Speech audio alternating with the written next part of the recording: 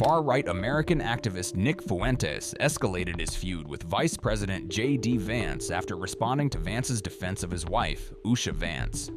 The clash began after Fuentes used racist language targeting Usha Vance, prompting JD Vance to issue a sharp public rebuke.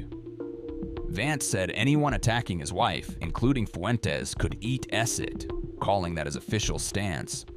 Fuentes replied sarcastically, claiming he mistook the insult as an invitation to an Indian family dinner. He mocked the idea of being welcome to the Naval Observatory, framing his remarks as holiday goodwill. Fuentes admitted he started the feud unprovoked and described Vance as a better man in a backhanded jab. He then doubled down, saying he would decline the so-called invitation using racist stereotypes about Indians.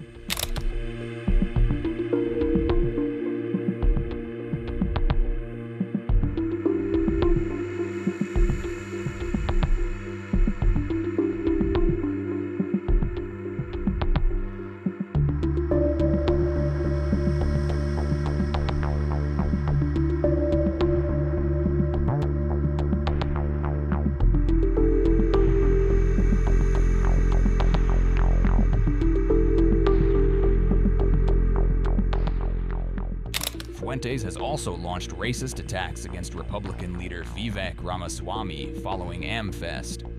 Ramaswamy's speech urged conservatives to focus on American values rather than race or ancestry. He also criticized racism and anti-Semitism within the MAGA movement during his remarks. There's a different vision of American identity that's emergent in certain corridors of the online right. And it says that your identity as an American is based on your lineage. That how long you have been in the country, your lineage and your genetics tied to the blood and soil of the country determines how American you are. It is the idea of a heritage American that says the truest form of an American is somebody who is a descendant of the American Revolution period or before. And I will tell you, this idea of the heritage American, we ought to have this discussion. It's becoming more popular. I think the idea of a heritage American is about as loony as anything the woke left has actually put up. There is no American who is more American than somebody else. The American quality, it's not like the left, they believe in this non-binary stuff. There's no non-binary American. It is binary. Either you're an American or you're not. Fuentes responded by telling Ramaswamy to leave the country and questioning his citizenship. He accused Ramaswamy of failing to assimilate and attacked his family and religious identity. We don't care if you're white or black, rich or poor, young or old, rural or urban, controversial or a little bit boring or somewhere in between. People of every faith come to our banner because they know that the America First movement will make their lives better, and they also know that the Democrats don't care about anything other than maybe transing their kids. So if you love America, if you want all of us to be richer, stronger, safer, and prouder, you have a home on this team.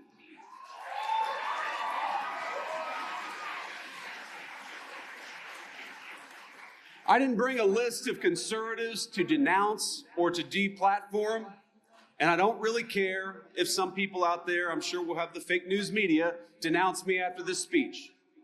But let me just say, the best way to honor Charlie is that none of us here should be doing something after Charlie's death that he himself refused to do in life. He invited all of us here.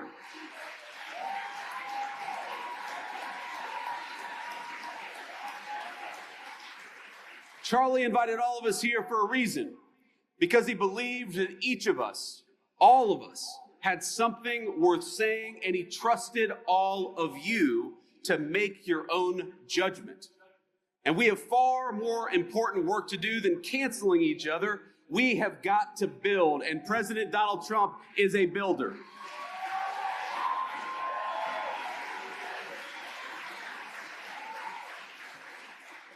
We're building a better country right now, and you have a rightful place in the success of your nation and the success of this movement. And we build by adding, by growing, not by tearing down. Charlie Kirk was a great builder too.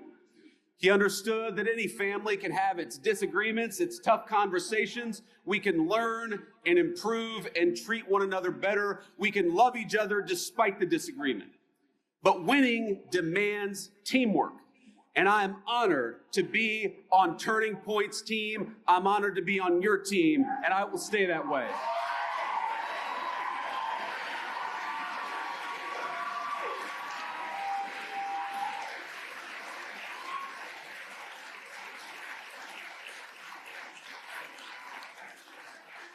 There's still so much important work to do, my friends. We're barely a year into this administration, not even a year into the administration. But I'm so proud of the accomplishments of the president and the entire administration. In just a year, we ended Joe Biden and Kamala Harris's border crisis.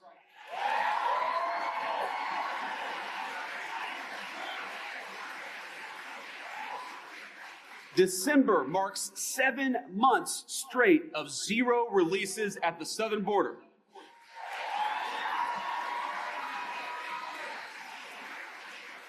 More than 2.5 million illegal immigrants have left the United States, the first time in over 50 years that we have had negative net migration, and it's just the start.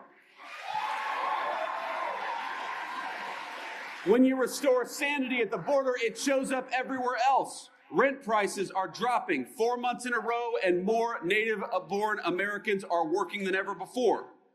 Kamala Harris opened the border and destroyed the economy. The Trump administration gave you net negative migration and much more job creation.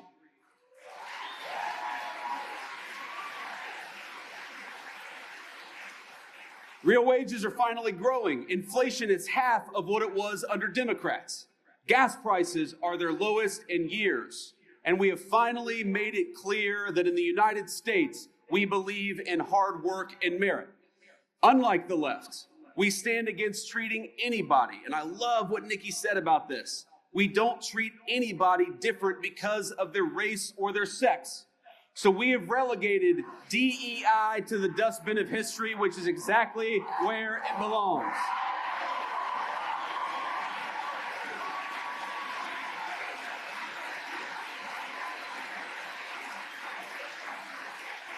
In the United States of America, you don't have to apologize for being white anymore.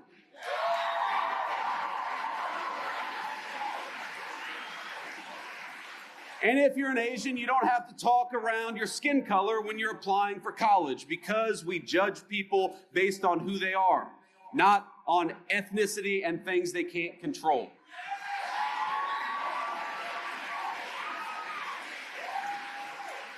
We don't persecute you for being male, for being straight, for being gay, for being anything. The only thing that we demand is that you be a great American patriot, and if you're that, you're very much on our team.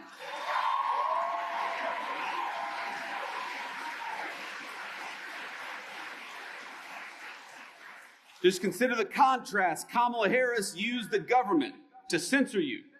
We're using, in the Trump administration, the government to protect your free speech, whether it's on college campuses or in the digital marketplace of ideas.